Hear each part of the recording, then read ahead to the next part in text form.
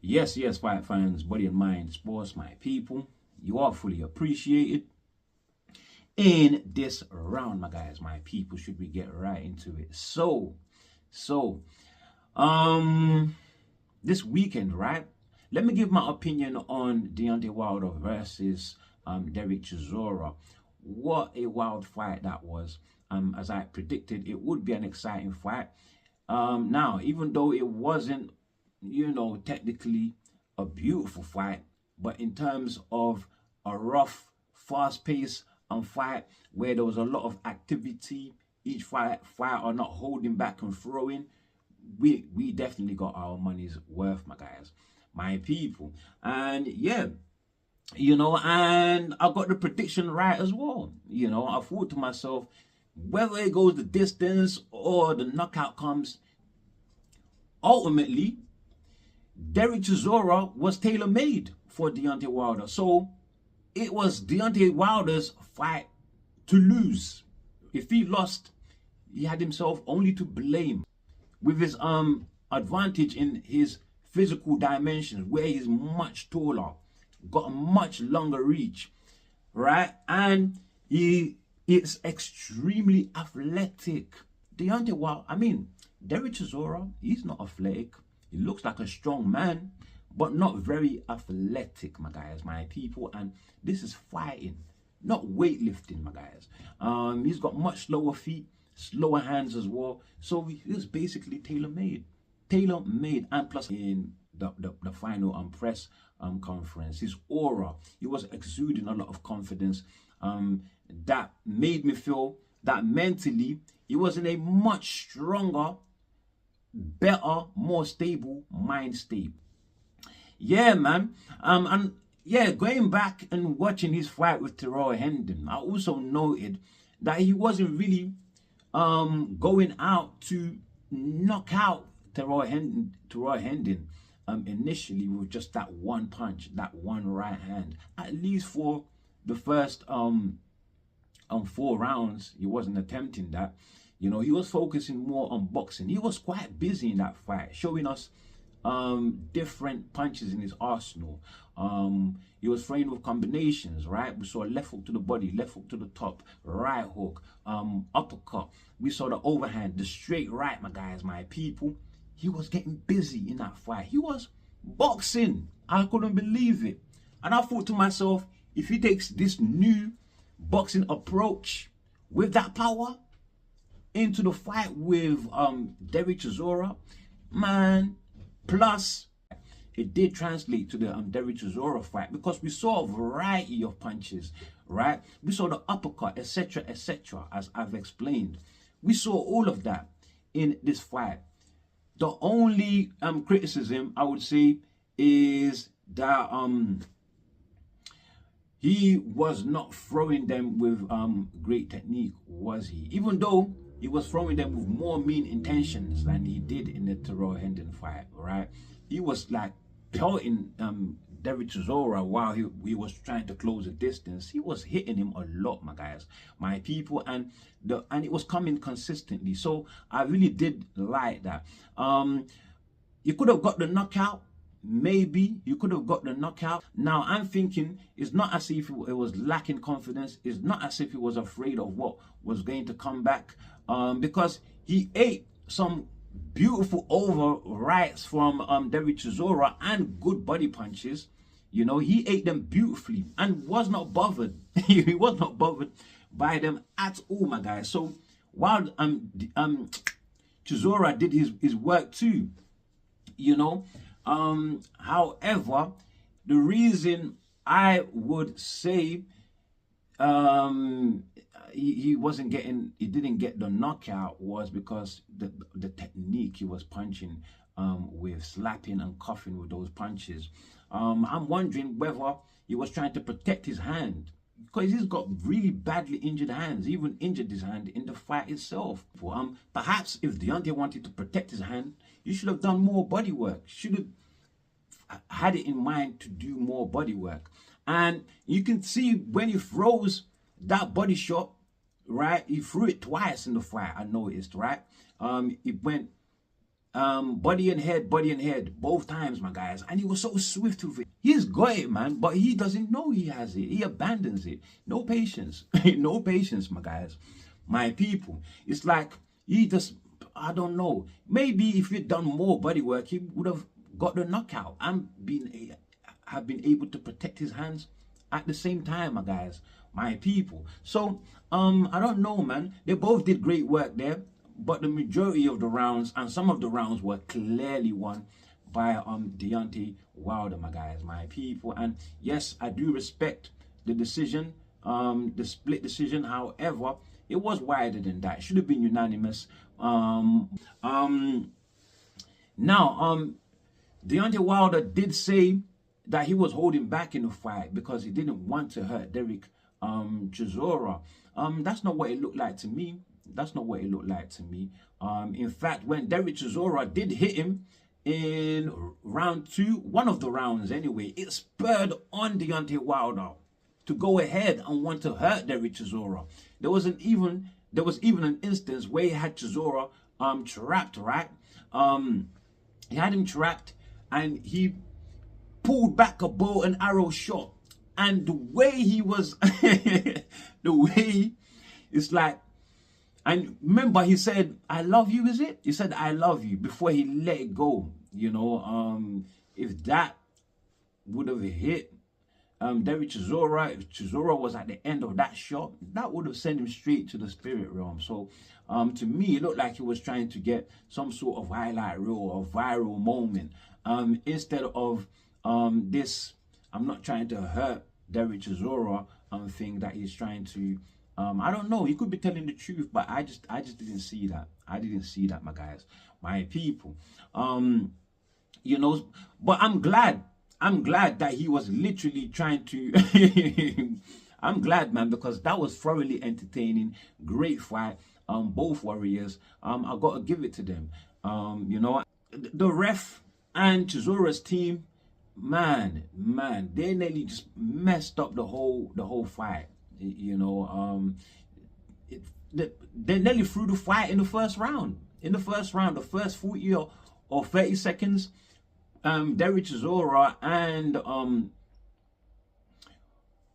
Wilder ended up on the ropes, right, hugging it out, and then the referee was attempting to pull Wilder off, but then a team member of Chisora jumps in to try and help.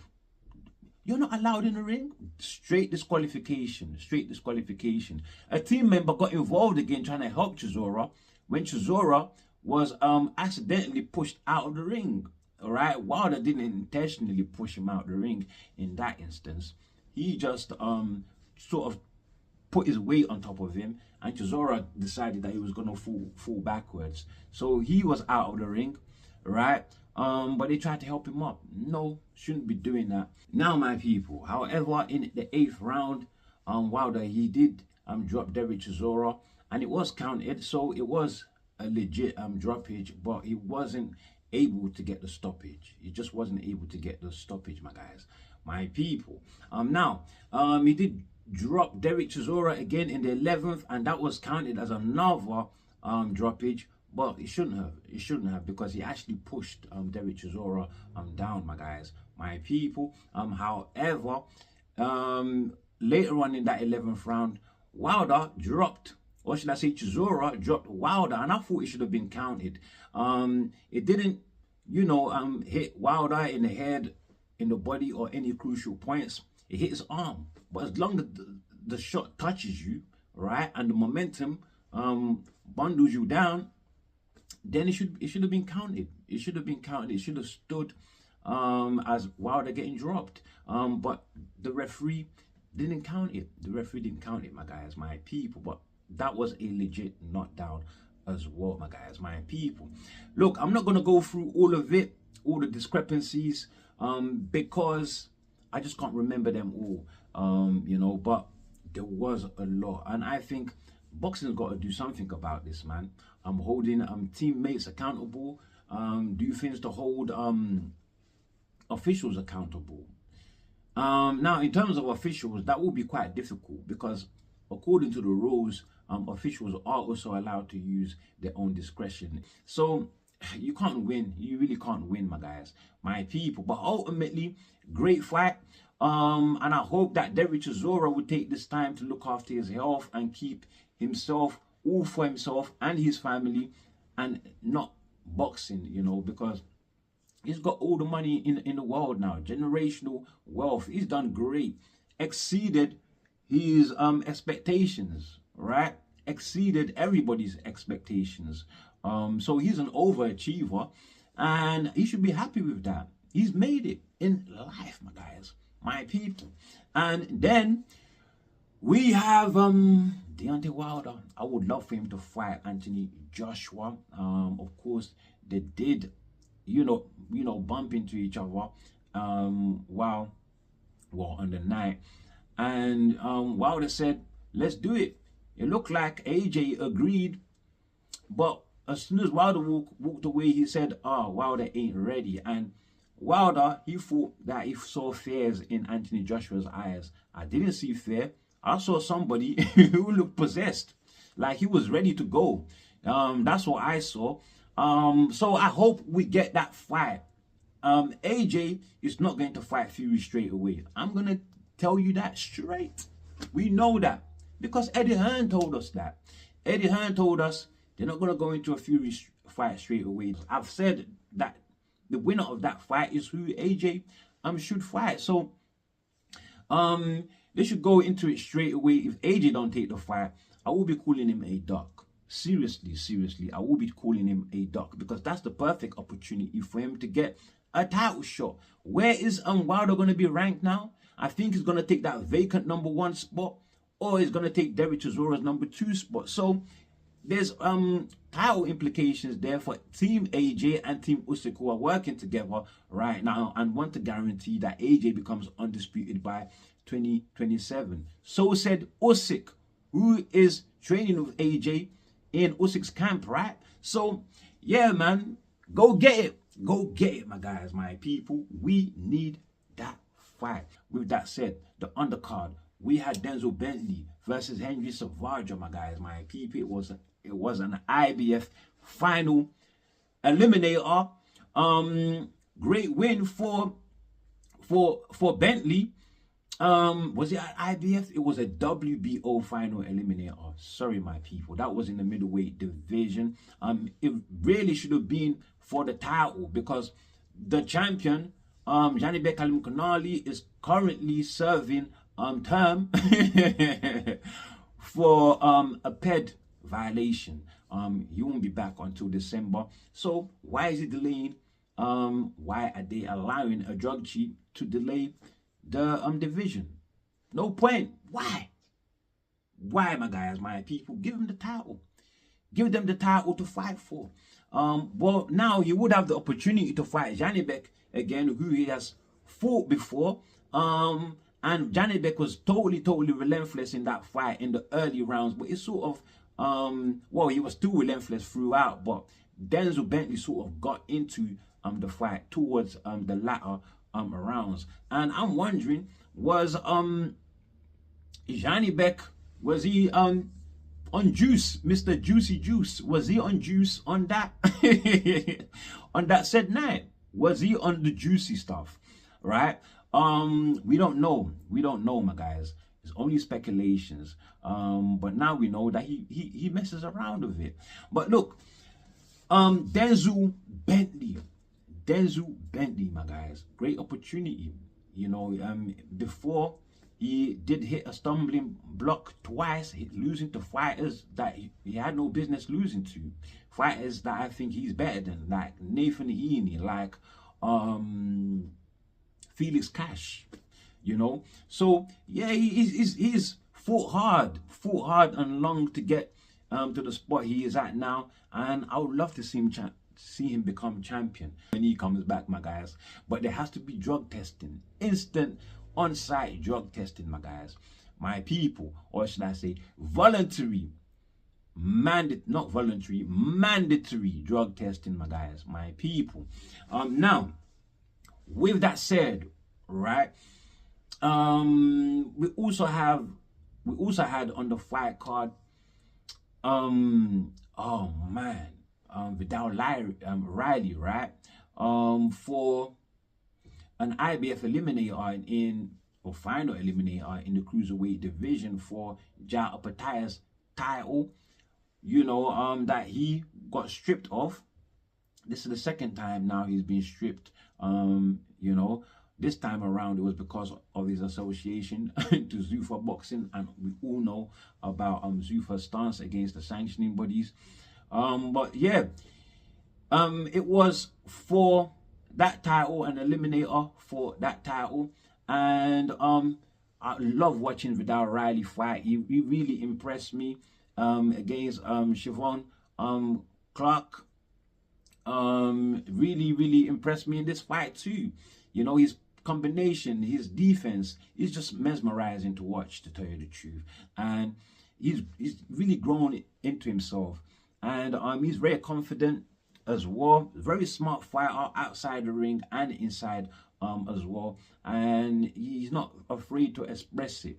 He's not afraid to express it, so he's gonna go a long way. He's gonna go a long way. He talks really well as well, my guys, my people. So yeah, man, good luck to him. He's got the opportunity now to possibly face CBS, and the IBF is looking at that possibility now for them to fight for that vacant IBF strap, my guys, my people. It looks like, you know, we are going to be having a few more British champions, you know, since the last time we had a real shortage was Nick Bull, who was the only champion. That was since last year, July, I believe. He was the only champion. Crazy stuff, right? Crazy stuff. Boy, who else was fighting? Now, the night before, we had the matchroom card, didn't we? We had Pat Brown, and he fought Vasil Duca. This was his 6th fight for the of course, the rising prospect. Brown, who is 26 years old, and Duca, he can punch, so he definitely caused some problems in there. So he chin checked Pat Brown a few times, but Pat, he passed that chin check, you know, definitely passed the test. And his combinations, I love it. The way he doesn't load up, the way he doesn't telegraph nothing, and he hires the shots well when they're coming. Speedy and powerful too, with good size. Don't forget about his size. He's a strong kid, and he's gonna go places. I like his style a lot. Eddie Hearn is very high on him. He thinks in 2 or 3, 4, or even 4 fights will be ready for Ja Apataya. Would he be looking at that opportunity now with Ja Apataya no longer the champion? But he was talking about fighting Yumbi, isn't it? Alois Yumbi. That would be a great fight. 2 prospects coming up. I don't know whether Frank Warren and Team Yumbi would take that fight as of now. Yumbi, in his last fight against Elizoro, didn't look great. Could argue he lost. My guys, my people. But anyway, Pat Brown and his team, it looks like they're going to settle for John Hedges, of all people. They're settling for the man who is undefeated, by the way, but only because he got a gift pro debut win. He got a gift pro debut win. Listen, he's not going to be no problems. He's not going to be any barrier, any sort of barrier for Pat Brown.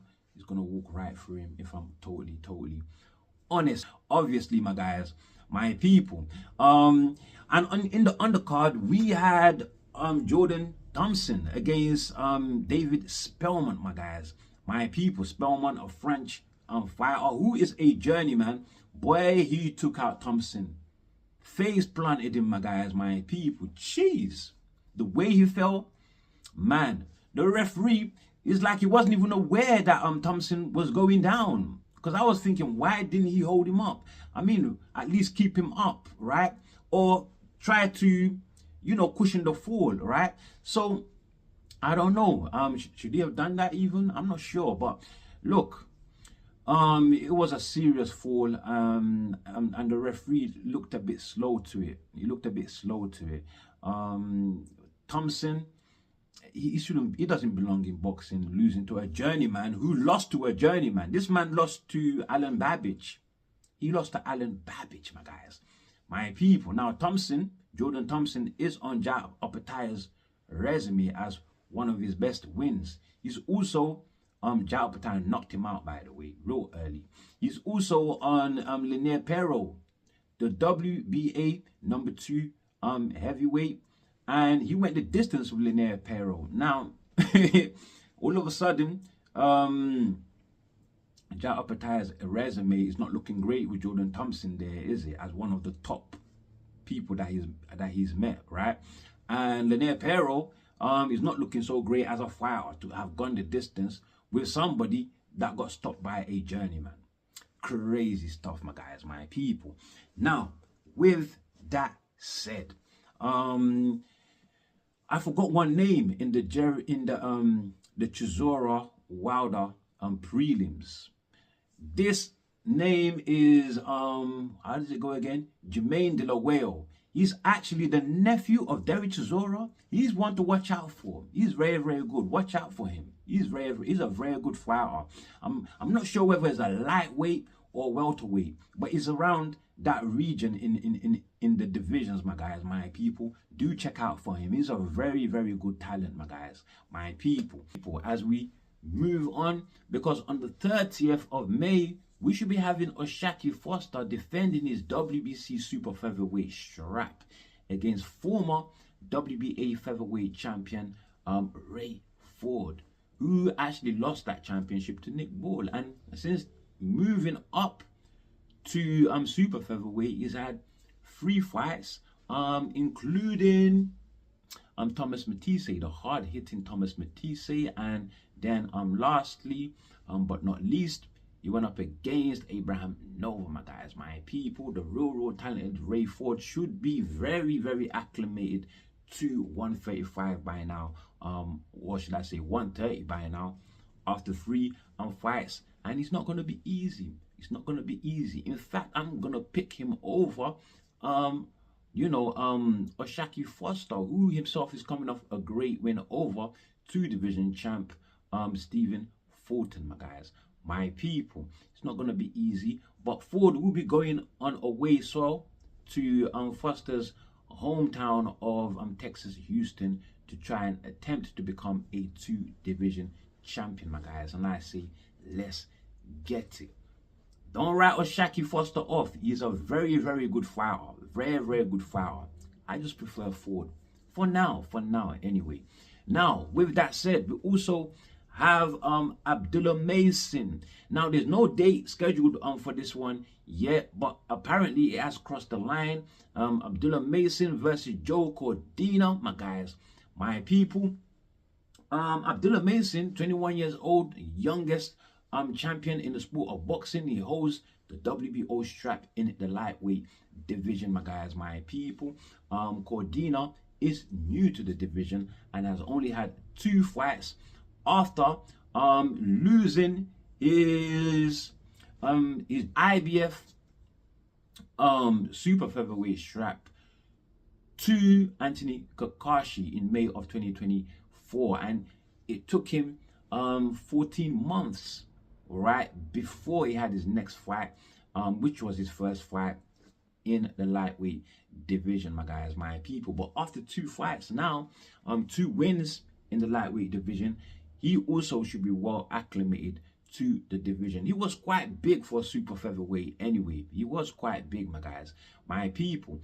And I think it will be more of a test for Abdullah Mason than his last fight against Sam Noakes, which was an absolute barn burner, my guys, my people. Sam Noakes, who is a big hitter, a big hitter.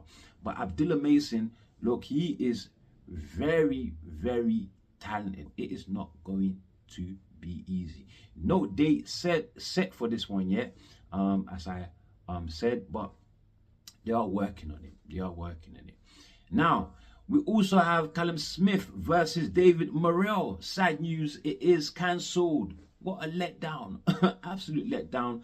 Apparently, Callum Smith is injured, and Matchroom, well, as Matchroom does, they're not going to cancel the card, because if they did, it wouldn't be really fair on the people on the undercard who have spent their hard time and money to set up and fight camps, my guys, my people, for them to miss out, right? And money wasted. This card scheduled for the 18th of this very month, my guys, my people, at the M&S Bank Arena in Liverpool. But they will be rescheduling the headliner, Morrell versus Callum Smith. That is the word, my guys, my people. They will still be fighting for the WBO interim strap in the light heavyweight division. My guys, my people. With that said, I think that's all I have for you guys on this one. Now, I did want to talk about Tyson Fury, who has his fight against Magomedov coming up this weekend, and of course about the complete fight card as well as the you know, the fight cards that took place this past weekend, which I've not spoken of yet. And also I wanted to talk about Alexander Usyk versus Verhoeven and that complete fight card as well, but I'm gonna push that to another video. Yeah, I'm gonna push that to another video, my guys, if you don't mind. But with that said, that's all I have for you on this one. Before you leave, do like, share, subscribe, of course, drop your comments below, my guys, my people, and as always, stay super blessed, and you can catch me on the next one. Stay blessed, my guys, my people.